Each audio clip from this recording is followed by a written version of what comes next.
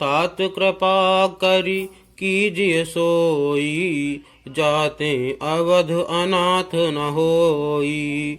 मंत्री राम उठाई प्रबोधा, तात धर्म मतु तुम सब शोधा। अर्थात और कहा, हे तात कृपा करके वही कीजिए जिससे अयोध्या अनाथ न हो। श्री राम जी ने मंत्री को उठाकर धैर्य बंधाते हुए समझाया कि हे तात, आपने तो धर्म के सभी सिद्धांतों को छान डाला है।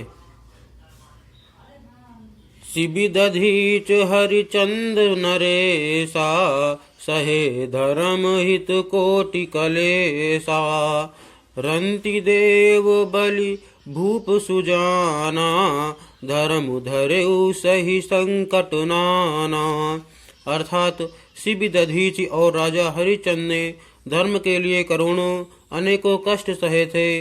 बुद्धिमान राजा रंतिदेव और बलि बहुत से संकट सहकर भी धर्म को पकड़े रहे। उन्होंने धर्म का परित्याग नहीं किया। धर्म न दूसर सत्य समाना, आगम निगम पुराण बखाना। मैं सोई धर्म सुलभ करि पावा, तजे तिहूँ पुर अपजसु छावा। अर्थात वेद शास्त्र और पुराणों में कहा गया है कि सत्य के समान दूसरा धर्म नहीं है। मैंने उस धर्म को सहज ही पा लिया है।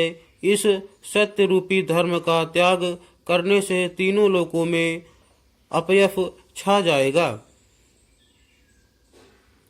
संभावित कहूँ अपजस लाहू, मरण कोटि सम दारुण दाहू। तुम सन तात बहुत का कहू, दिए उतरु फिर पातकु लहू। अर्थात प्रतिष्ठित पुरुष के लिए अपयश की प्राप्ति करोड़ों मृत्यु के समान भीषण संताप देने वाली है। हे तात, मैं आपसे अधिक क्या कहूँ, लौटकर उत्तर देने में भी पाप का भागी होता हूँ। पितुपद गहि कहि कोटि नति, विनय करब कर जोरी। चिंता कवनिहु बात कहे, तात करिय जनि मोरी। अर्थात आप जाकर पिताजी के चरण पकड़कर करोड़ों नमस्कार के साथ ही हाथ जोड़कर विनती करिएगा कि हे तात, आप मेरी किसी बात की चिंता न करें। तुम पुनि पितु सम अति हित मोरे, विनती करऊँ तात कर जोरे। सब विधि सोई कर्तव्य तुम्हारे, दुख न पाव पितु सोच हमारे।